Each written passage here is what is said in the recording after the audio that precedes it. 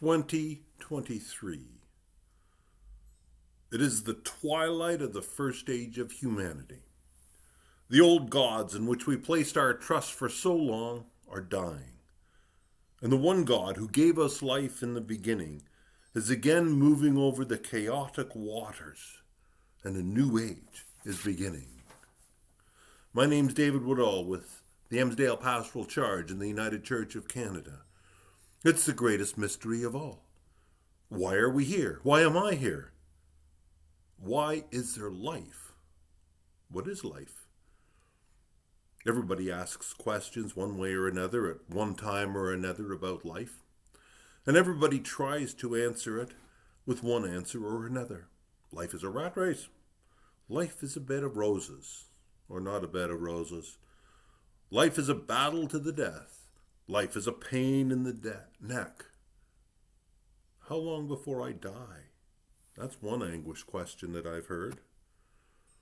You know, I might not have been born. It is the greatest miracle of all that I'm alive. I might not have seen the stars or swam in the ocean. I might never have cried or laughed or loved. I might never have met you, been able to talk to you. I'm alive. And this is the first great miracle. You and I, we are alive. What is this thing called life? We're not asking a scientific question.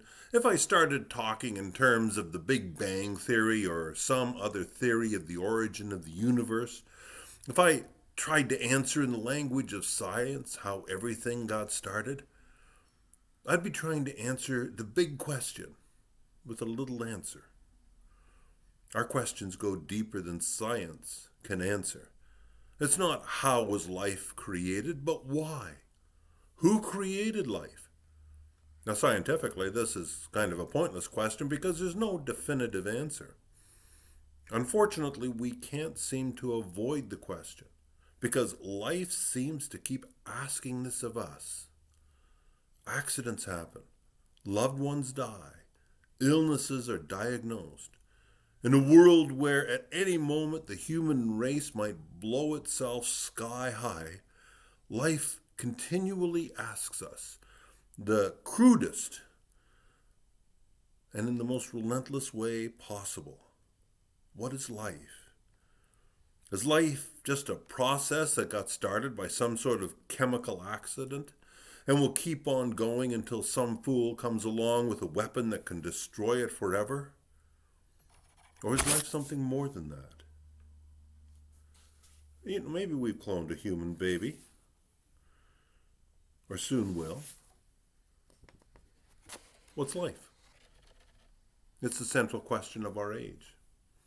To put it another way, I want to know what life is all about. Why have I been born? What is my purpose? What is my destiny? And to be absolutely honest, I don't care how life began. God may have set the whole thing spinning billions of years ago, or we may be simply some freak combination of genetics and electricity. The answer to the question of how life began is really unimportant. Unless there is some very real sense in which the Spirit of God moves over the dark and chaotic waters of this age, then I don't care much, one way or the other, how it all began. Unless God speaks that light and life-giving word to me, then all of our great philosophical and scientific discussions are pointless. Unless we have experienced God creating and bringing light out of darkness in our own lives, giving some sense of hope and purpose to our world, then who really cares? In the end, it's not proof of origins. It's our experience right now. In the end, it's not scientific fact. It's faith. Does the Spirit of God move over the turbulent waters of our age? Is new life stirring in this death-riddled world? Is light about to be created out of darkness? These are the only questions that really matter. Do you remember the film series Lord of the Rings? It was a bit of a cultural phenomenon a few years ago. In the third installment, there was a point when Frodo, who was the hero, turned to his friend Sam and said it was too much to go on. Why should they bother?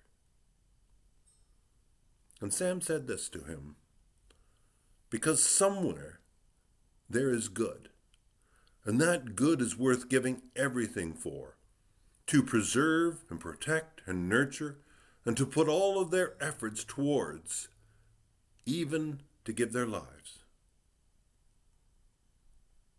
It's the twilight of the first age of humanity. All around us, the old gods are dying. Those old gods who shaped and formed and promised us so much, who invited our trust, have in the end betrayed us. We fought the war to end all wars. Only this god of war left us with yet another one to fight, and another one to fight, and yet another one. We have invested in the God of science, this God who was to redeem the world from poverty and disease, on whose mighty shoulders humanity was to be borne onward and upward. Yet we have been left to founder without wisdom in a sea of overwhelming knowledge. Communism, not so long ago. That holy God so terrible in his desire for blood sacrifice, but so magnificent in his promise of the Messianic age, from each according to his ability, to each according to their need. Democracy, the gentler God, with her gospel of freedom for all people, but awkwardly, now eaten away by threats to truth-telling. The presence of real-life trolls spewing anger and separation, violence and espousing tyranny. Democracy was spread like a gospel message only to leave the third world floundering, because democracy and freedom became the new masks of the exploiters. The global economy, freeing and including all people who suffered centuries of exploitation and neglect, foundering, while the wealthy became richer and the poor became poorer. And the comfortable pew, that's us. We don't leave ourselves out from this role of the dying gods, what often passes for the church, the God who sacrifices our government policies, who sanctifies our government policies, and blesses our business methods, our political views, and even blesses our prejudices. The God who, bless him, asks so little and promises so much. Peace of mind, the end of our inferiority complex. Go to church and feel better. The family that prays together stays together.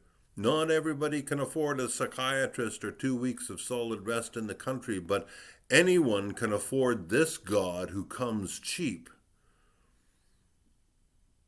These are some of the gods in whom the world has put its ultimate trust. There are many others.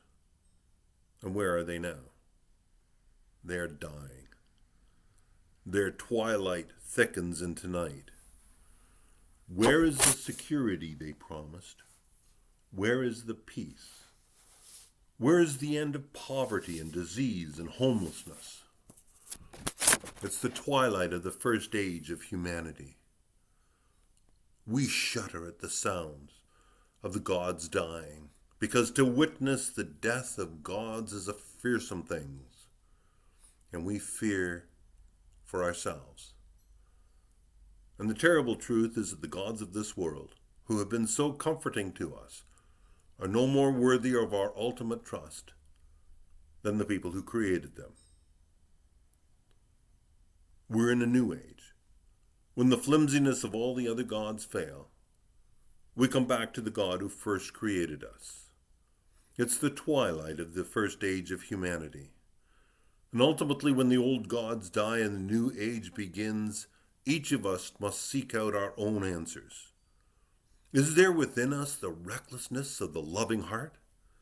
Is there within us the wild courage that trusts when all about us is despair? Is there that crazy gladness in the face of darkness and death? Is there that shuddering faithfulness that boldly loves others in a world of sole survivors?